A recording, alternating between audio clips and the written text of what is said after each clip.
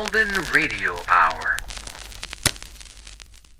In just a moment, X-1. But first, when you hear the hearty laugh and familiar voice of the great Gildersleeve tomorrow night, you know you're in for some hilarious adventures. Because wherever Gildy is around, why, somehow things never seem to go as planned. It might be his impulsive nature, or maybe it's his incurable weakness for the fairer sex. But whatever it is, the great Gildersleeve is bound to keep you laughing for a full 30 minutes. Tune in tomorrow night, meet Judge Hooker, Nephew Leroy, Housekeeper Bertie, and all the rest of the friendly people from Somerville as they join the great Gildersleeve. And now stay tuned for X-1 on NBC. Countdown for blast off. X-5, 4, 3, 2, X-1, fire.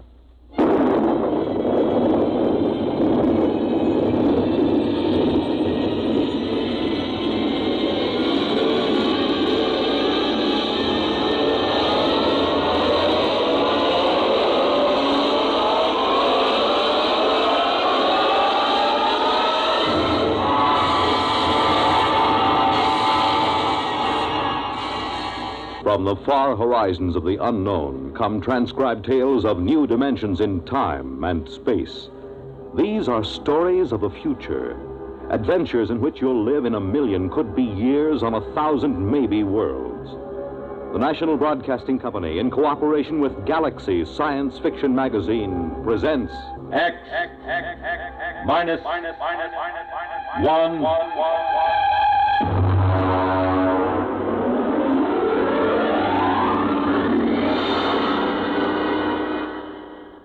Tonight's story, Junkyard, by Clifford D. Simak. The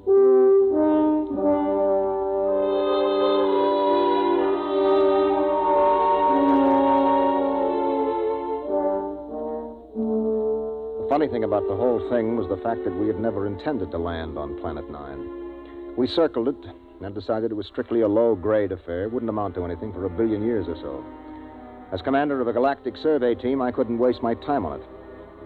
Then my exec saw this junkyard through the telescope. We landed, took a look at a load of alien machine parts discarded by some other spaceship, and then prepared to take off for Earth. It had all been a waste of time. Engine room, MacIver. This is Commander Warren. All secure? Yes, sir. Very well. Countdown for blastoff. Engine room ready, sir.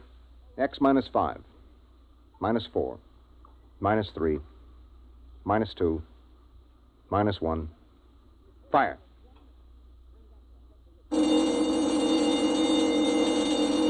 Mac, what's wrong down there? Well, I don't know, sir. Brady, get the data analyzer ready. We'll have to correct for a new takeoff time. That's the first time I ever heard of engine failure before takeoff. Oh, better before than after. Engine room? Yes, sir. What's happening? You boys ready yet? No, sir. Well, burn it, man. Get going. I want those engines started. Sir, What is it? I don't quite know what to say. Well, say something or I'll have you busted. We can't start the engines, Commander. At least I can't. Well, why not? I don't know. Klein, put Klein on. Lieutenant Klein, sir. Lieutenant, what is going on down there? Is there something wrong with the engines? No, sir. I've double-checked them. Well, then let's get them heated up or we'll be on this godforsaken planet the rest of our lives. We can't do it, sir. Klein, suppose you tell me exactly why you can't start the engines. Can you do that? Yes, sir. All right, why? Because, sir, we can't remember how. What? Yes, sir. We've forgotten how to start the engine. Lieutenant, report up here in 1 minute. Bring Dr. Spencer with you. Yes, sir. All right, Brady, where have you got it? Got what, Ira? Don't play innocent. You and I have been doing planet surveys together for 15 years. You carry enough dead weight in grain alcohol on every trip to keep you happy for 1,000,000 light years. Now, obviously, the boys in the engine room have gotten into it. Impossible. Where is it? I got a few fifths in my locker, but nobody's touched it. I checked a few minutes ago. Well, then somebody has got some in the engine room. Come in. Lieutenant Klein, sir, I brought Dr. Spencer as ordered. Hello, Doc. Did Klein here tell you what's going on? He did. How long will it take you to get these guys sobered up? I can't, Why not? because they're not drunk. I tested Klein in my office. Now, wait a minute, Doc. Are you trying to get me to actually believe that these men, intergalactic engineers with years of hyperfission experience, have forgotten how to start the engines of this ship? That's right. You're serious? Dead serious, Ira. Something, somehow, has caused these men to forget how to start the engines? There it was. It fit in perfectly with a lot of other annoying little things that have been happening to us ever since we put down on Planet 9. It was to have been a routine exploration of a low-grade, uninhabited planet. Some routine exploration. All right, Klein, now listen to me. Do you have manuals aboard? Engineering manuals? Yes, sir. Take the engine room boys and study those manuals. They'll tell you how to start the ship, won't they? Yes, sir. Okay, get going. Doc, I'd like you to stay here with me and Brady for a minute. Okay. Report back to me, Klein. Yes, sir. Okay, Doc, you're supposed to be an expert on space medicine. What is it? I've never seen anything like it, Ira. Brady? Search me, Captain. I've seen 'em with space blues, alien psychoses, the works. But I've never seen a disease that could make a crew forget how to start the engines. Maybe it isn't a disease. Okay, what then? Maybe it's a deliberate thing. You mean they're faking? No, I know Klein and the others too well for that. I mean, maybe there's some outside influence. Doc, we've surveyed this planet from top to bottom. We know there isn't a living cell on it. What about the junkyard? What junkyard? Oh, he means that pile of rusty space engine parts we found. The boys nicknamed it the junkyard. He's right. Somebody put it there. Well, we know that another spaceship landed here. We know that from the blast marks on the rock. We know that for some unexplained reason they took their engine apart and tried to put it together again. We know they succeeded in building a much simpler engine, leaving a lot of spare parts, and we know that they took off. The blast-off marks tell us that, too. What we don't know is whether or not they left somebody behind. Or something. What about that stone tower, Ira? The boys looked it over. It's just a pile of stones. They probably threw them together as a shelter while they were rebuilding their engine. Oh, that sounds too simple. I don't like that tower, Ira. Why not? I don't know. It was scary. It had that black look about it. The smell of death. I felt it when I walked past with Klein and MacIver. Oh, that's the Celt in you. Banshees and spooks. I still don't like it. I need a drink. Skip it. We should be ready to blast off in a few minutes. Engine room. Engine room. What's going on down there? Engine room. Lieutenant Klein. Daddy? Is that you, Daddy? Did you bring me a present? Daddy, I'm scared. Holy mackerel, that's Klein. He's gone off his rocker. Klein! Doc, I think we better get down to that engine room.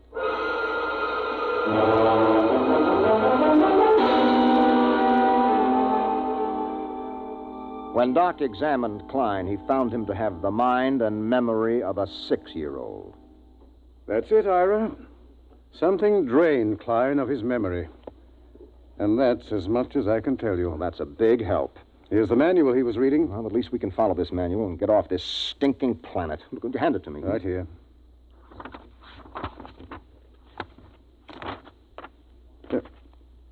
Anything wrong, Ira? Is it all there? It's all here, Doc. This is the engine manual that tells all about the engines. How they operate, how to locate trouble, how to fix them, how to start them. Well, what is it then? You're sweating like a pig. All of a sudden, I can't remember the symbols. Doc, I've forgotten how to read.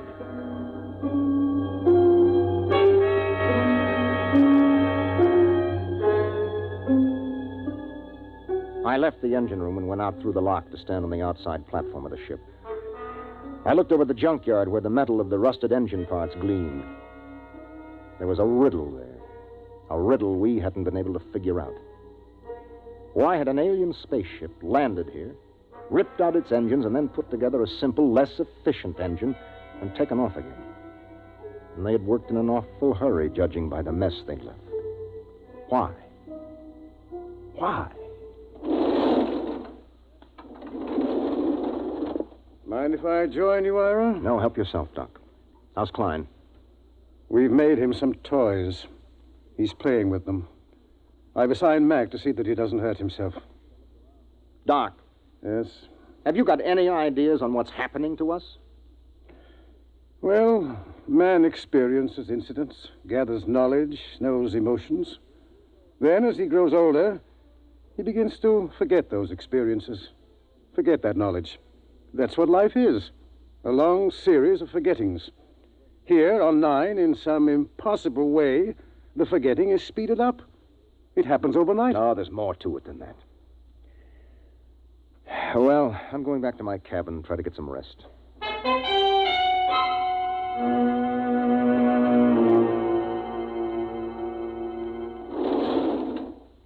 That you, Ira? That's me, Batters. What gives? We're in a jam. There's been planets I wouldn't mind being marooned on, you know. But this ain't one of them. There's something here, Ira. I can feel it. Yes, I can feel it myself.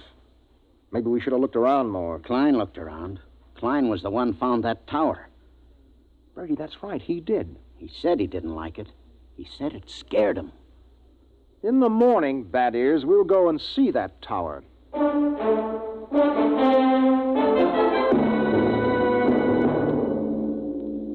In the morning, I took Doc and McIver and Brady with me, and we walked across the valley to the stone tower. It wasn't much of a tower, maybe 8 or 9 feet high, made of rocks piled one on top of the other. Pretty solid. Well built and odd. Type F culture, I'd say. Did anybody bother to look inside this thing? McIver, you were here with Klein yesterday. Yes, sir. We couldn't find a way in, Captain. Klein poked around but gave Well, up. we'll make a way in. Stand back. I think I can shoot the top off it. Oh, now that should be big enough for a man to lower himself into. Okay, pass a rope around my shoulders. Captain. Yes? In case there's anything, well, dangerous, maybe I ought to go. After all, I'm survey engineer. McIver's right, Ira. Okay, Mac, your responsibility. Yes, sir. Just fasten the rope under my arms. Mm-hmm. That's it. Now, I'll climb up and lower myself in. If I pull twice, haul me out. One pull means okay. Give me a hand, Brady, huh? How about a quick shot of whiskey first? Never touch it. Ready? Yep. Can you see inside? Black as a tomb. I'm going to lower myself. Pay out a little rope. Well, it's been lovely. Here we go.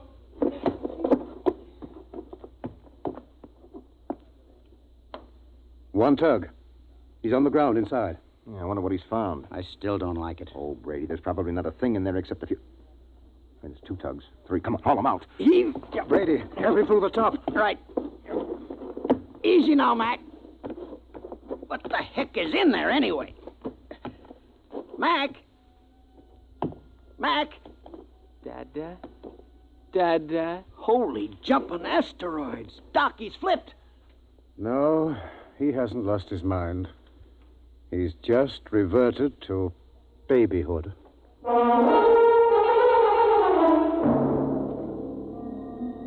We stood there at the foot of the tower, stunned. McIver sat on the ground, happy as a clam, playing with his fingers and talking happy little nonsense syllables. Doc, take a look at him. Make sure that he's okay physically. Check. If it's fright, his pulse will be way up. Mac, let me have your hand. That's a good fellow. Now. Good heavens. What is it? I've forgotten what the normal pulse rate is. Pulse. Pulse? Doc, let's get out of here. Brady, pick up McIver and bring him back to the ship. Come on, let's get away from this tower.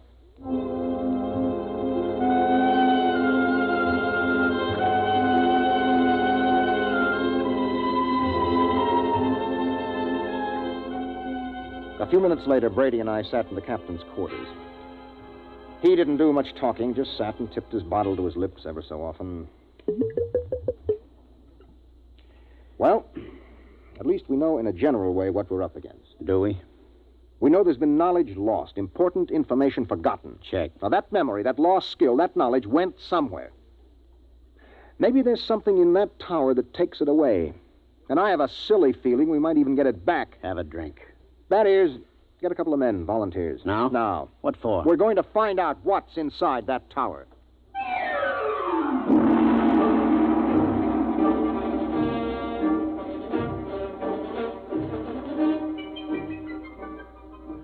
We lowered a rotating infrared movie camera into the tower, took some pictures, and went back to the ship for a look. There was something in there, all right. Now, as far as we can determine, this thing we photographed is shaped like a watermelon standing on end. The movement of the hairs all over it suggests vibrations, such as an antenna of an insect. Underneath are wires leading to terminals that seemed plugged right into the thing. You think it's a form of life? My guess is a combination of living organism and machine. After all, man and machines work together. The difference is that man retains his individual identity. Well, since it doesn't locomote, somebody or something must have put it there. Exactly.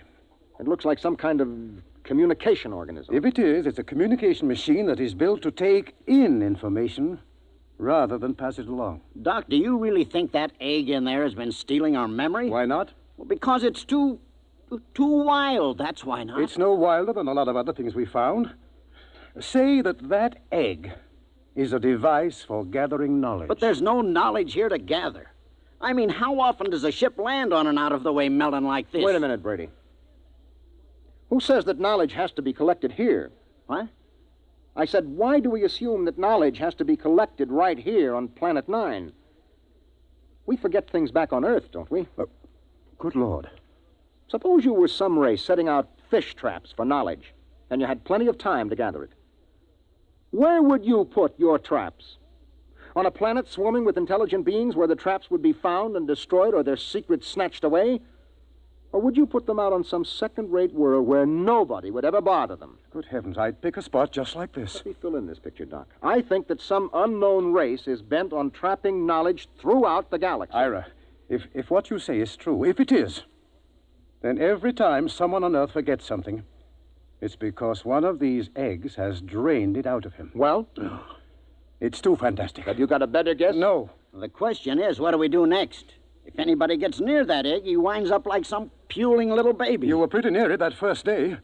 Did you forget anything? Well, how should I know? I was too pleasantly lit up on grain spirits to know the difference. Well, the question is still, what now? I'm going outside to think. Ira. Yes? There is one thing to keep in mind. What is that, Doc? If those are memory traps, then there must be a way for somebody to empty them. And if we're ever going to get away from here, what's gone in has got to come out.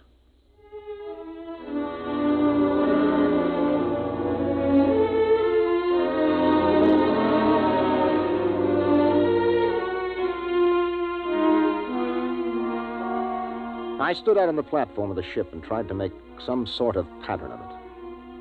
Forgetfulness. That was the key word. All through the galaxy, in every culture, there was forgetfulness. There were lots of learned theories, of course, kinks in the brain, neuroses, data processing. But suppose they were wrong. Might it not be that forgetfulness was caused by thousands upon thousands of these memory traps planted throughout the galaxy, nibbling away at the conscious memory of all the sentient beings that lived among the stars? On Earth, a man forgets slowly because the traps are far away. But here, in their very shadow, a man forgets suddenly. And then another thought entered my mind. What kind of race had set these traps? How did they empty them? How? How? Brady. Huh? Where do you keep your liquor? Not cheap. Come on, where? It's in my locker. Get it out of there, all of it. Ira. That's a direct order. Okay. All of it.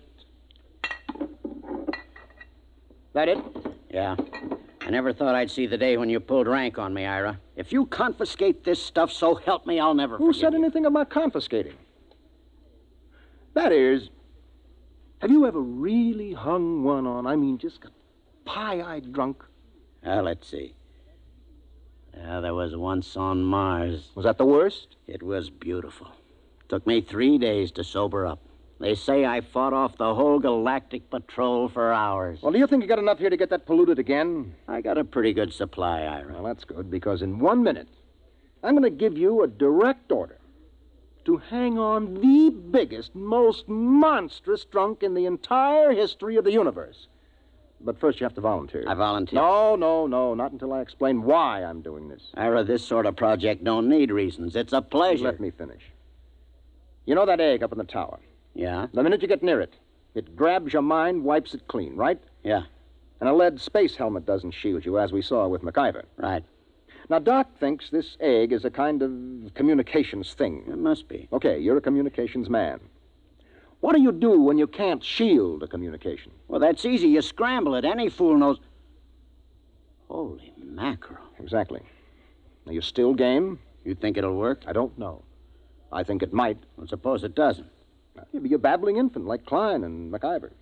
If we don't stop that thing, it'll happen anyway. Unless we can remember how to start the engines. Okay, Ira. I'll do it. When do I start? Right now.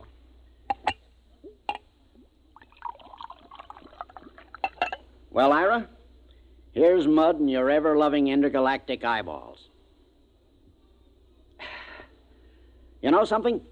I'm beginning to like this mission already.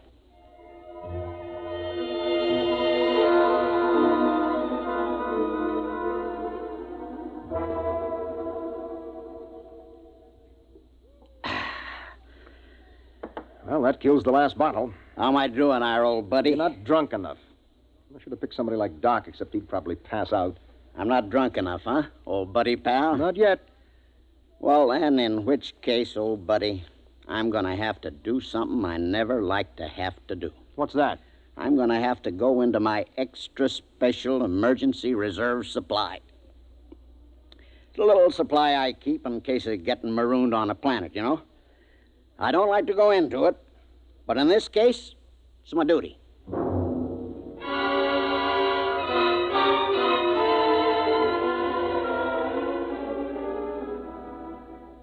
I'm a rambling wreck from Georgia Tech and a heck of an engineer. A rambling wreck from Georgia Tech and a heck of an engineer.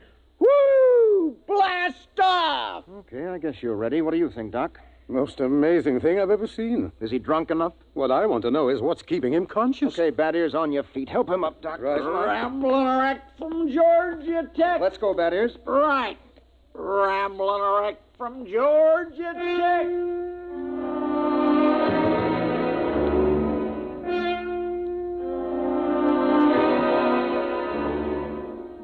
Somehow we pushed, hauled, and stumbled Bad Ears Brady out of the ship and up the rocks to the egg tower.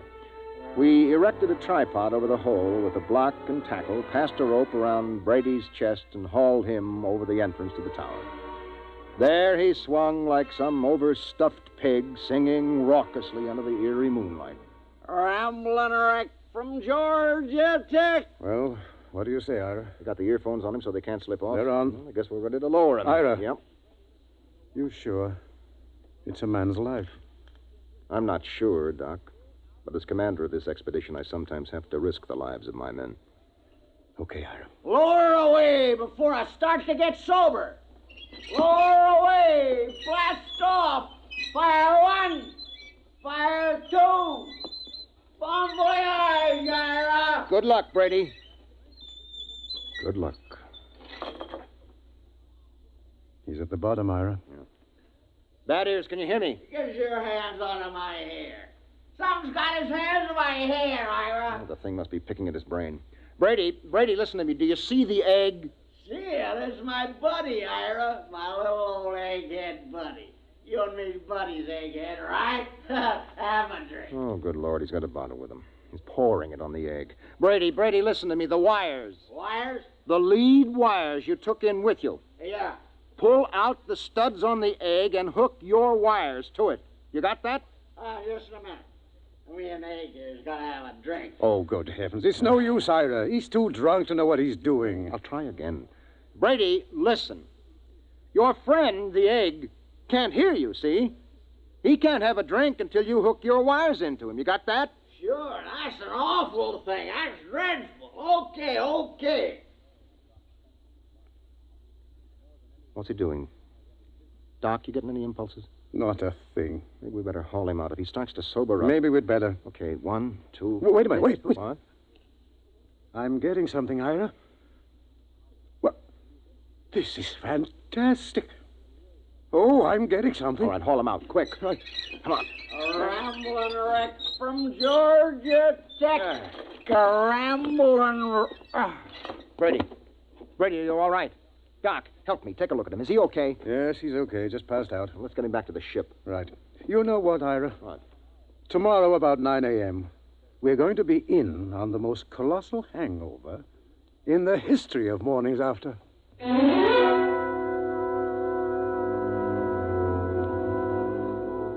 We were in on more than Doc Spencer had bargained for. More than any human being had any business being in on. Oh. Well, Brady, how do you feel? Shoot me. You turned the trick. The tower. You hooked into the egg. The stuff is rolling out now. Doc and the boys have got a recording hooked up. The stuff they're listening in on is enough to set your teeth on edge. What stuff? The information that mind trap has been collecting for hundreds of years. It'll take us years to sort it out, but we're getting some of it straight already. Any of our own stuff? Plenty. Anything on engines? Well, not on our engines. So? We got the dope on the junkyard engine. Mac and the boys are helping to get it assembled. We're ripping out our own engines and just keeping some of the parts. Another junkyard, huh? Another junkyard. The engine we're building now is superior to anything ever built. Pretty handy little gadget, that egg. Only one thing. What's that? Tell Doc if he comes across a good hangover remedy to let me know, huh? Oh.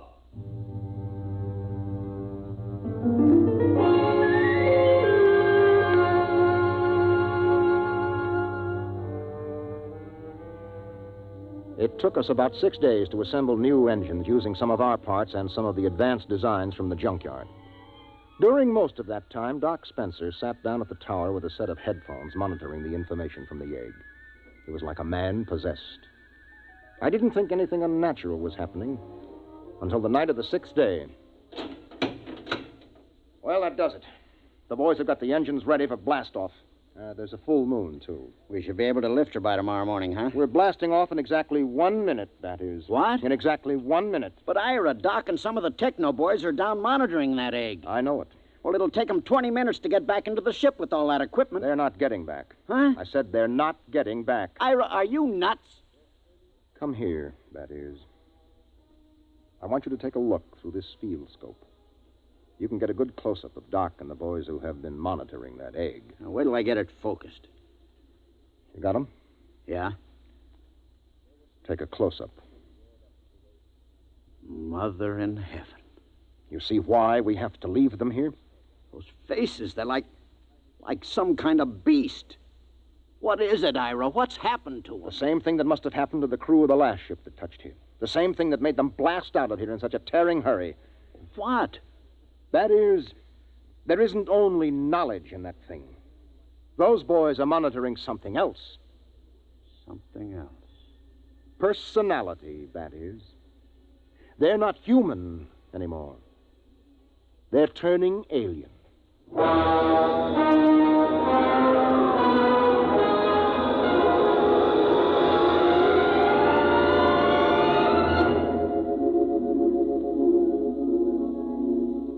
They were still there when the ship roared up away from Planet 9 and pointed her silver nose toward Earth.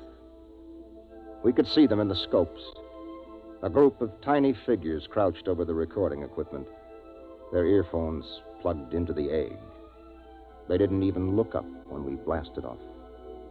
They were no longer human now. They were something else. Something 1,000,000 light years old and of another world.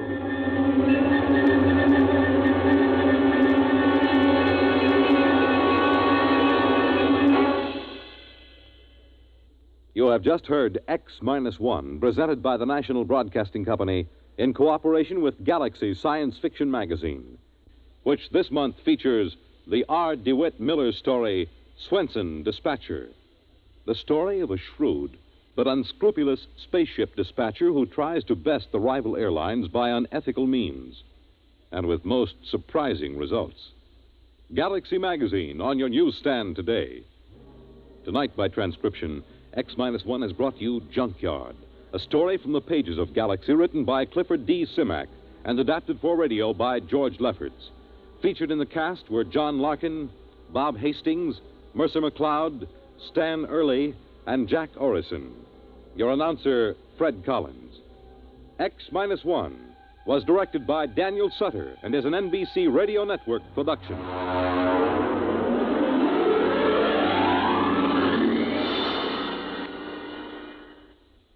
Let's visit Fibber McGee and Molly tonight on the NBC Radio Network.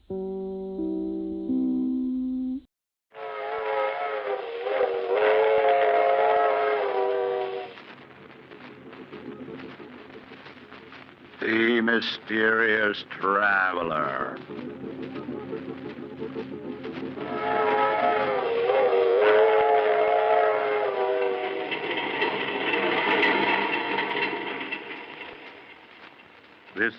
the mysterious traveler, inviting you to join me on another journey into the realm of the strange and the terrifying. I hope you will enjoy the trip, that it will thrill you a little and chill you a little. So settle back, get a good grip on your nerves, and be comfortable, if you can. Where are we going? We're going to join Charles Foster as he takes an excursion into crime. I call the story The Case of Charles Foster.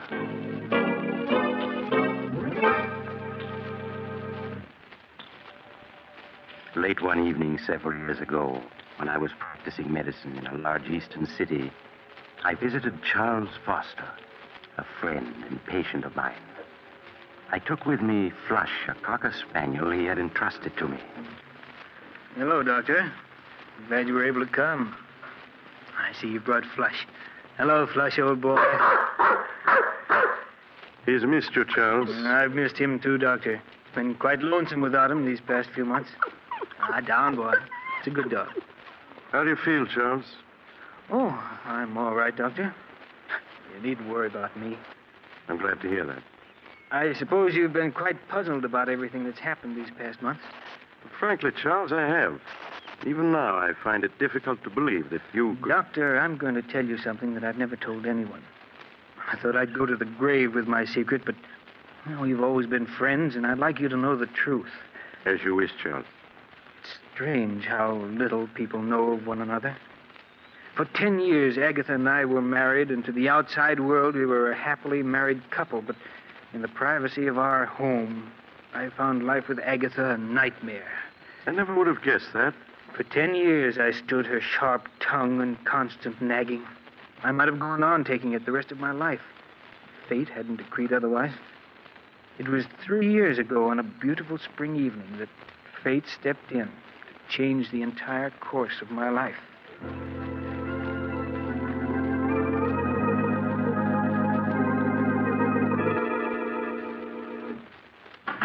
Is that you, Charles? Yes, Agatha? Did you remember to buy me some more of my cough medicine? Yes, here it is.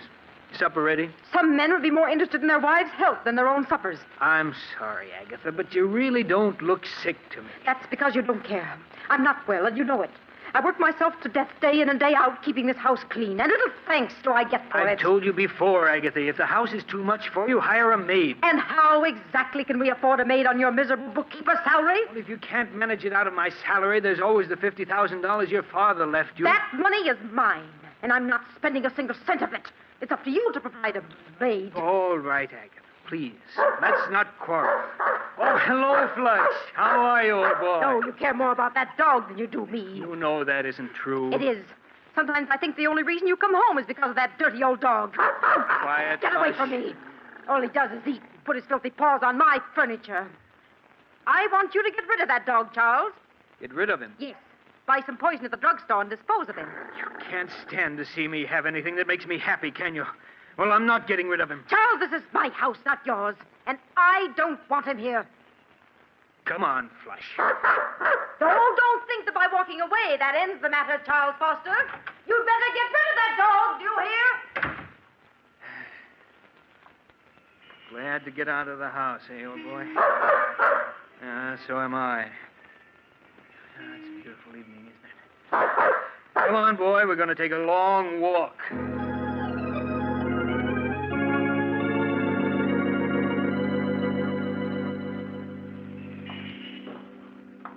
You want to turn around and go home now, Flush? No, neither do I. Pardon me, but aren't you Charles? Julia! Julia Sanders! Charles, I thought it was you. Oh, let me look at you. Oh, Julia, you haven't changed a bit. You're as lovely as... How long has it been since we last saw each other? 10 years, almost 11. Has it really been that long?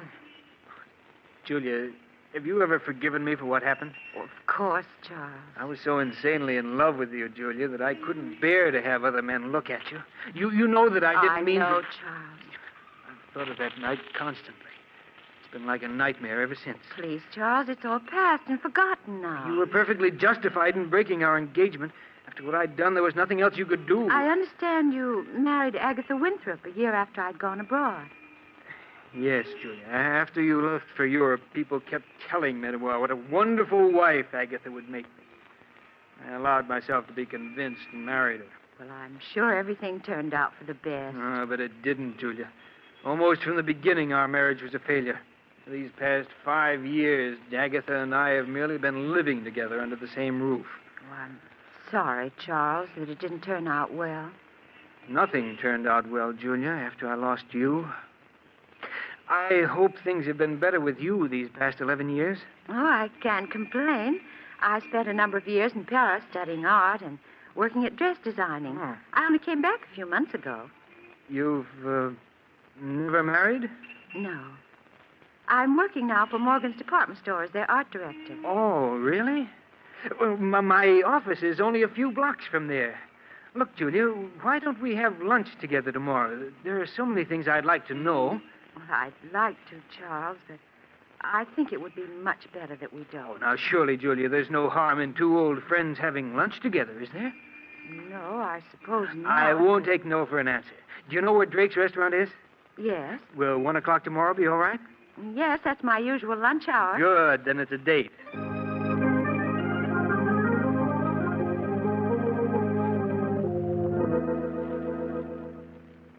Strange, isn't it, Doctor? The way after 11 years, Julia and I bumped into each other. If we hadn't, what followed would never have happened. It's such small things as an accidental meeting that often change the course of one's life. Yes, I know that now, but I didn't then. I met Julia for lunch the next day, and soon we were having lunch together every day. And for the first time in years, life began to mean something. Merely seeing Julia for 1 hour a day made life worth living. I understand, Joe. We'd have lunch together, and then we'd go for a walk in the park. I sensed at the time that Julia, too, was lonely and in the need of friendship. The summer passed swiftly and happily. I should have realized that things couldn't go on that way, but I didn't. You mean you fell in love with Julia? Fell in love with her? I don't think I'd ever really stopped loving her. I became aware of how much I really cared for her one warm autumn day as we were walking through the park together.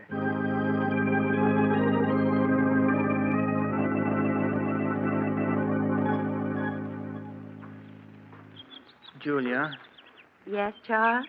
What about going to the theater with me tonight? Oh, I wish you hadn't asked me, Charles. Why? Because it means we can't go on seeing each other anymore. But why shouldn't we go on seeing each other? Because you aren't satisfied any longer just to see me at lunch, and it isn't right for us to go out together at night. But surely there's no harm in our going to the theater together. You're married, Charles. That's reason enough. All right, Julia. Forget I ever asked you. But at least we can go on having lunch together, can't we? No, Charles. Oh, but... Can't you see? Things can never be the way they were. We've become dependent upon each other, and we have no right to be. We can't go on seeing each other any longer. It isn't fair to Agatha. But you know that Agatha and I mean nothing to each other. We haven't for years. Nevertheless, she's your wife. Julia, you know I love you. I've always loved you, and I can't do without you. Charles, you're just making it difficult for both of us. Julia, you do love me, don't you? Yes. But can't you see, it's no use. I remember Agatha only too well. She'd never give you a divorce. I know she won't. I've asked her a dozen times in the past 5 years, but she said she'll never give me one. I want to part now, Charles. Right here. Must we? Yes. Goodbye, Charles.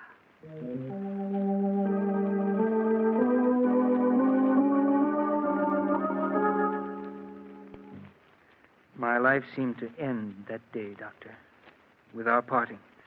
I went through the motions of living, but nothing seemed to matter any longer. I can well understand that. Well, months went by. Every day after work, I stayed in town, unable to face an evening at home with Agatha. When I did arrive home late at night, she'd be waiting for me. Is that you, Charles? Yes, Agatha. Sorry if I woke you. Now, lot you care. Coming in night after night at all hours, leaving me alone in this big house. Oh, don't think I don't know what you're up to. I know you're kind, Charles Foster. You better go to sleep, Agatha. A fine chance I have to sleep with you putting on the bathroom light. You know I can't sleep when that light's on. Take me a minute to brush my teeth, then I'll turn off the light. Agatha. Well, what is it now? What's this bottle of prussic acid doing in the medicine chest? That's a deadly poison. I know that. I got it from Mrs. Smedley, the druggist's wife. She used it to get rid of an old cat they had. When I told her about Flush, she said it was a thing... What's that about Flush? I said Mrs. Smedley gave me that bottle of prussic acid so I could get rid of Flush. I'm going to put him out of his misery tomorrow. You'll do no such thing, do you hear?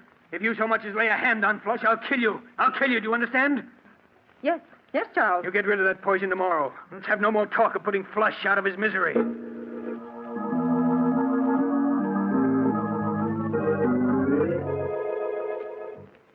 I lay awake for hours, Doctor, unable to fall asleep. Julia's breaking off with me and my wife's refusal to give me a divorce. And the prussic acid she meant to poison Flush with had left me all worked up. Then Agatha began coughing. That cough she'd cultivated for years to give people the impression that she was an invalid. Well, after she'd coughed her usual 5 minutes or so, she got out of bed and started for the bathroom where she kept her cough medicine. Oh, drat that chair. Why don't you turn on the light so you can see where you're going? I can see perfectly well where I'm going. Besides, on your salary, we can't afford to waste electricity. I knew there wasn't any use in saying anything more. For years, Agatha had gotten up every night and groped her way to the medicine chest where her cough medicine was. Nothing could make her change her habits. I lay in bed listening as she opened the medicine chest and fumbled in the corner where she always kept the bottle. As I heard her groping for her medicine, I suddenly thought of the bottle that was standing next to it. The bottle of prussic acid. Without thinking, it came to mind. If only she'd take the prussic acid instead of the cough medicine. If she did, I would be free. Free of her constant nagging and whining. Free to see Julia. Then I knew it was useless to hope for such a mistake to happen. Agatha's cough medicine always stood in the same corner of the medicine chest. Even in the dark, she'd never take the bottle of prussic acid. And then it came to me. What if the bottles were to be switched? What if the following night the prussic acid were placed in the customary spot of the cough medicine? Suddenly it was all very clear to me what I was going to do. Agatha? Well? Agatha, I've been thinking over what you said about Flush. What? I suppose you're right. Flush should be disposed of. He certainly should. He's old and he's smelly. It'll be a blessing for him to be put out of his misery. Yes, of course. I'm sorry I shouted at you before, Agatha, but, well, I see now that you're right. When are you going to do it? Oh, we'll wait until Saturday. And none too soon, either. You're sure the prussic acid won't make him suffer? Nonsense. Of course it won't. Mrs. Smedley said nothing worked faster than prussic acid. Oh, you told her what it was for. That's fine. Very well, Agatha. Just leave everything to me.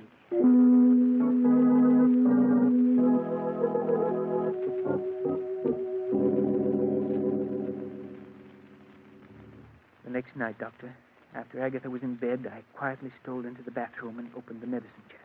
I compared the bottle of cough medicine with that of the prussic acid. They were both small bottles, almost identical in size. I removed the cough medicine from where it stood in the corner of the chest and replaced it with the poison. Then I went to bed and waited impatiently for Agatha to start coughing.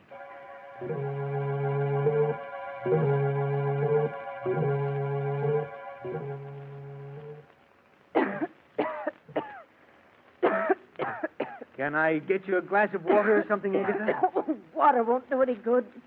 What I need is my cough medicine. Oh, that's that chair. Why don't you turn on the light? Because I can see perfectly in the dark. Besides, someone's got to economize on the electricity in this house. I lay there in the darkness, listening to her grumble as she opened the door of the medicine chest. The blood pounded in my ears as I heard her fumbling for the bottle. Would she feel the slight difference in the bottle when she picked it up? Scarcely able to breathe, I waited. Listened. And she fell to the floor. I quickly got out of bed, turned on the lights, and went into the bathroom. She was lying on the floor, quite dead. There was an agonized look on her face. I returned the bottle of cough medicine to its proper place, and then I phoned the police.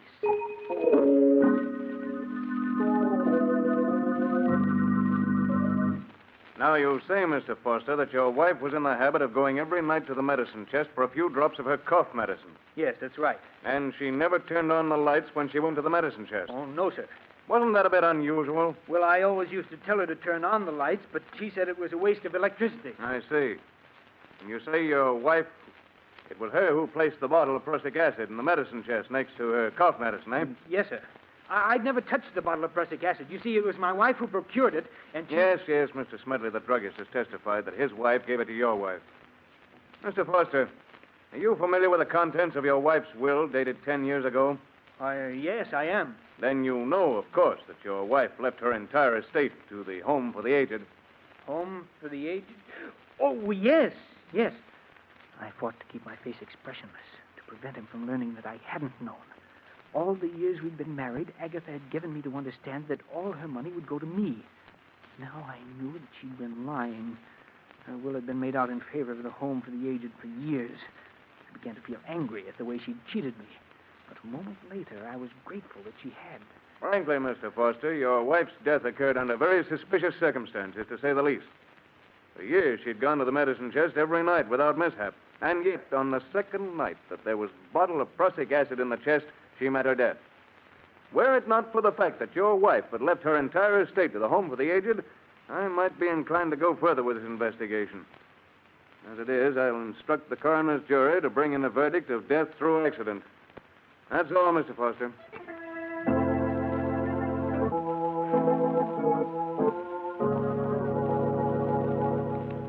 I walked out of the district attorney's office a free man. A few days later, I moved out of the house which had been Agatha's and took up quarters elsewhere. 6 long and uneventful months passed. I made no effort to contact Julia for fear that the police might still have their suspicions. And then I could stand it no longer. I called on her. Charles, when I was told you were waiting to see me, I could hardly believe it. I'm so glad to see you again. Thank you, Julia. It's good to see you again, too. Charles, you don't look well at all. These past few months have been something of a strain, Julia, but I'm all right now. I was tempted so many times to get in touch with you. Then I thought perhaps you didn't want to see anyone. I did want to see you, Julia, but I was afraid it wouldn't look right. I understand, Charles. Now, let's not say anything more of the past. Only the present and the future. Julia, do you think we might try to pick up where we left off last autumn? We can try, Charles.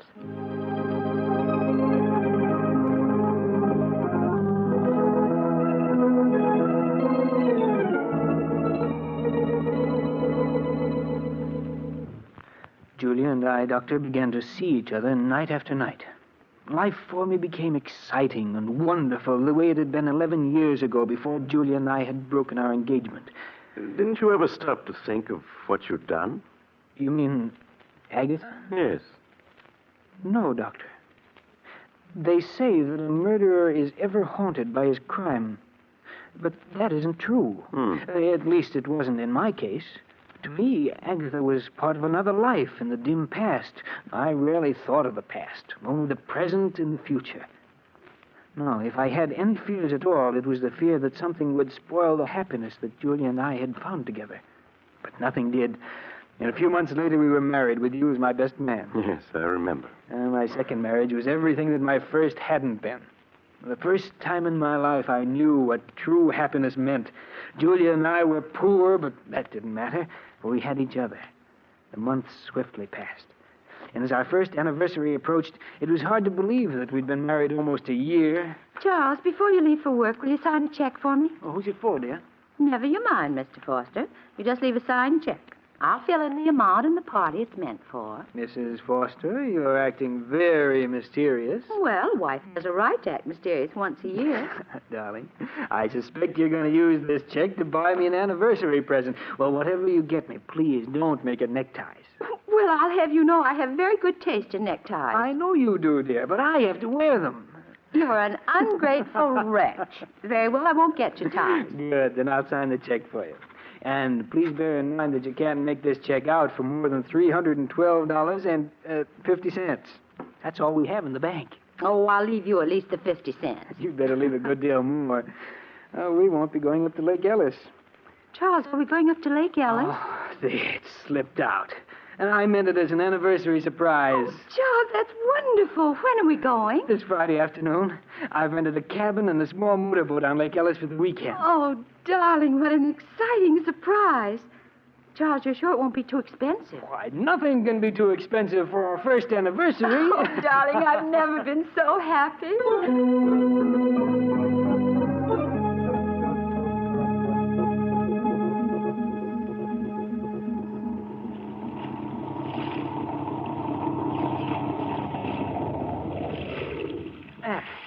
This looks like a nice place to fish.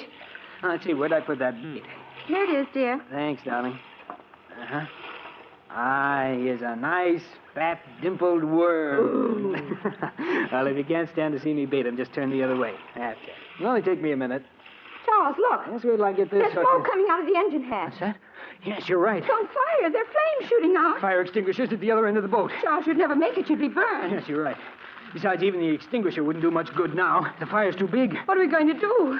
Oh, the heat. It's becoming unbearable. There's only one thing we can do, Julia. Let's go over the side. We're almost in the center of the lake. I can't swim. But I can, dear. I'll manage to keep us above water somehow. Well, all right, darling. I'll do whatever you say. We'll come through this, Julia. Now, don't be afraid. Now, I'll slip over the side of the boat first, and you follow. All right. Now, hurry, Julia. Let yourself down into the water. I'll keep you afloat. Yes, Charles. That's it. Now, let go of the side of the boat. I have you. Yes, Charles. Now, don't be afraid, darling. You see? It's no trouble keeping you above water. Now, just relax, dear, while I swim with you a bit. We've got to get a good distance from the boat. It may explode. Yes, Charles. Do you see any boats around? No, but someone's bound to see the fire and come to our rescue. Until they do, we must have courage.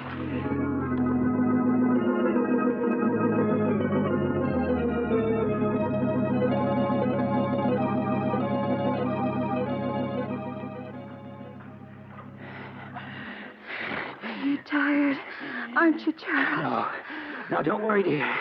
I can keep us afloat for a long time yet. Oh, why doesn't someone come to our rescue? They will. Someone must surely have seen that boat burning. But Charles, we've been in the water so long. Oh, it just seems long, darling. It can't be more than 10 minutes. 10 minutes? It feels more like... Charles! I've got you, Julia. Just for a moment, you slipped away from me. Oh, darling, it's no use. I'm just a millstone around your neck. What are you saying? Why should we both drown? Charles, save yourself. Save myself? Yes. I want you to let go of me. Let go of you? No, never. Yes, you must. You're too tired to keep going. No, darling. Either we're both saved or we're both drowned. Oh, I won't have you throw your life away. Let go of me. Julia, stop trying to break loose. Julia, darling, don't. I can't live without you. Julia, stop struggling. Save yourself. Julia! She's gone.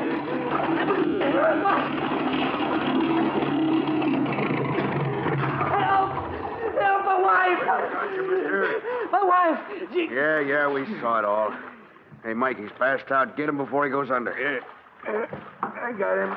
Here, help me get him aboard, Skipper. All right. Any sign of his wife? She's gone, Skipper. Yeah, too bad. Well, if it's the last thing I do, I aim to see justice done to this fella. She never had a chance. You see him shove her under? It was murder, that's what it was.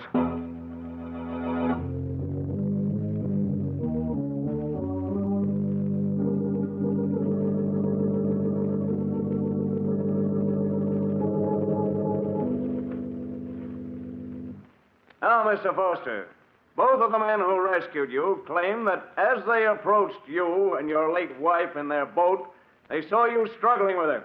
You admit this? Yes, but I tell you, I was trying to save her, not drown her. No, you were trying to save her.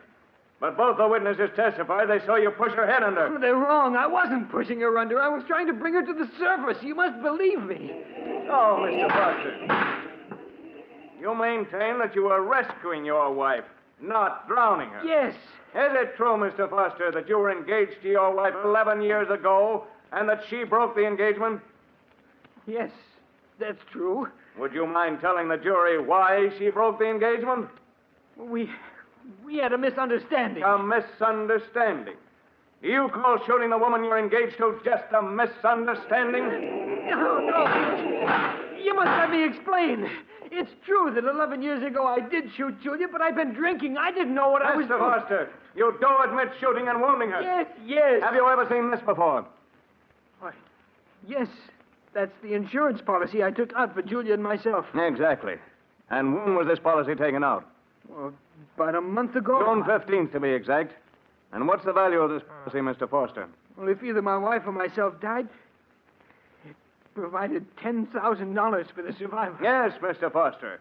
If either you or your wife died a natural death, it provided $10,000 to the survivor. But there's also a double indemnity clause in this policy, isn't there? Yes, but One that provides you with $20,000 if your wife died an accidental death, such as drowning. Yes, that's true, but I swear I didn't drown my wife. I tell you, I was trying to save her. Save her, not drown her. You must believe me. You must.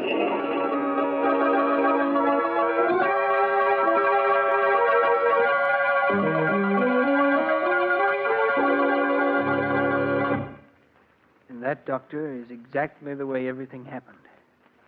Strange, isn't it? The way justice works itself out. I committed murder and escaped punishment. Now I'm paying with my life for the death of the one person I really loved. It's time to go, Foster. All right, Warden. Goodbye, Doctor. And take good care of Flush, will you? Of course, Charles. Goodbye. All right, Warden. I'm ready. Let's go.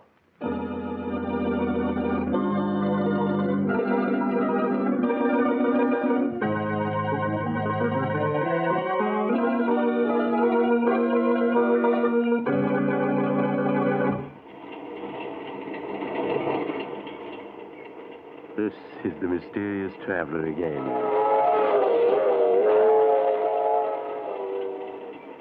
Did you enjoy our little trip? Too bad about Charles Foster, wasn't it? As he was strapped into the electric chair, there was an ironic smile on his lips, for he was being executed for something he had not done. But as Charles himself said, justice has a strange way of working itself out. I knew another man once who thought it would be a simple thing to dispose of his wife. Unfortunately, he... Oh, you're getting off here? I'm sorry. But perhaps we'll meet again soon. I take this same train every week at this time.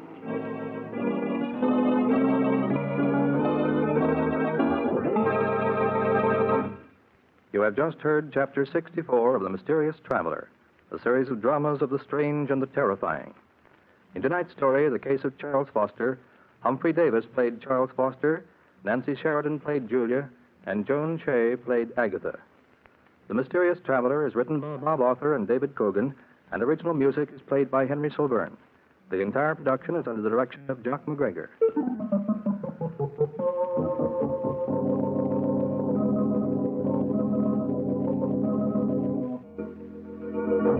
Listen next week to a tale titled Blood Money. Another tale of the Mysterious Traveler.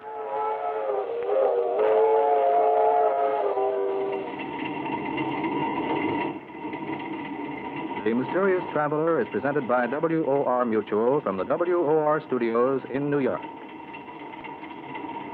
This is Mutual.